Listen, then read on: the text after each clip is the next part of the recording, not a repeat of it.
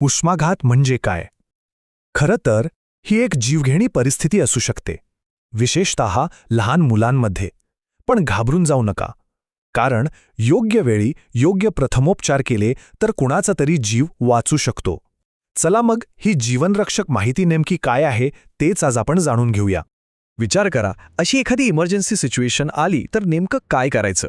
गोंधळून न जाता आपण काय पावलं उचलायला हवीत? चला, याच प्रश्नाचं उत्तर अगदी सोप्या आणि स्पष्ट टप्प्यांमध्ये समजून घेऊ.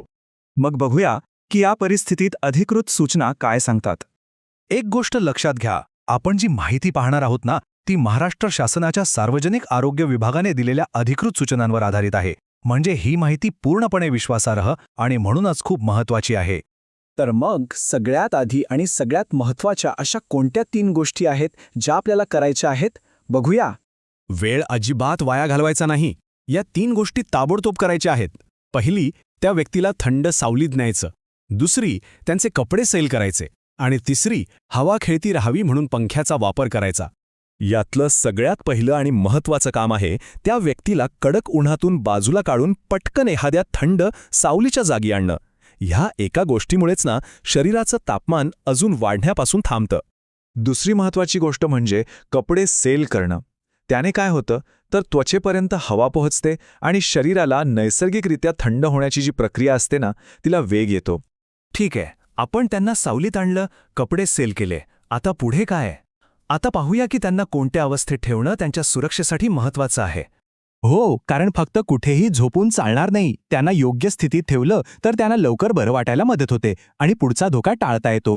काय करायचंय तर त्या व्यक्तीला झोपवून त्यांचे पाय एखाद्या उशीवर किंवा दुसऱ्या कुठल्या तरी वस्तूवर ठेवून थोडेसे उंच करायचे आहेत. याच्यामागे एक महत्त्वाचं शास्त्रीय कारण आहे. असं केल्याने मेंदूकडे होणारा रक्तपुरवठा सुधारतो, जो अशा परिस्थितीत खूप गरजेचा असतो. पण आता मनात एक साहजिक प्रश्न येतो की समजा त्या व्यक्तीला मळमळायला लागलं किंवा उलट्या सुरू झाल्या, मग काय करायचं? अशावेळी अजिबात घाबरायचं नाही. फक्त त्या व्यक्तीला हळूवारपणे एका कुशीवर वळवायचं आहे.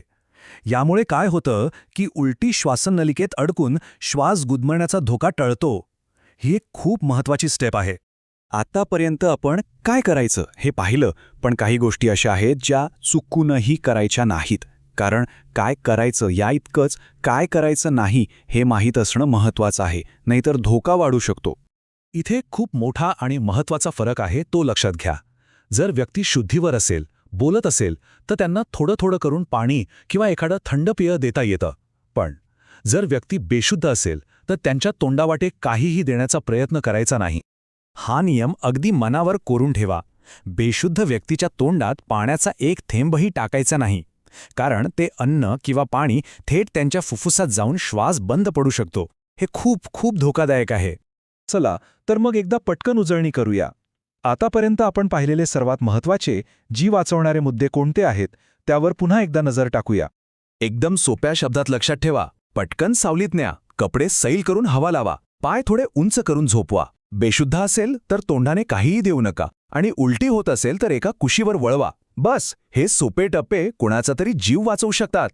आता फक्त एक विचार करा, ही इतकी महत्त्वाची माहिती तुमच्या ओळखीच्या, तुमच्या जवळच्या कोणाला माहीत असायला हवी. तुमचे मित्र असतील, तुमचे कुटुंबीय असतील, त्यांच्यापर्यंत ही माहिती नक्की पोहोचवा. कारण योग्य माहिती शेअर करणं ही सुद्धा एक प्रकारची काळजीच आहे.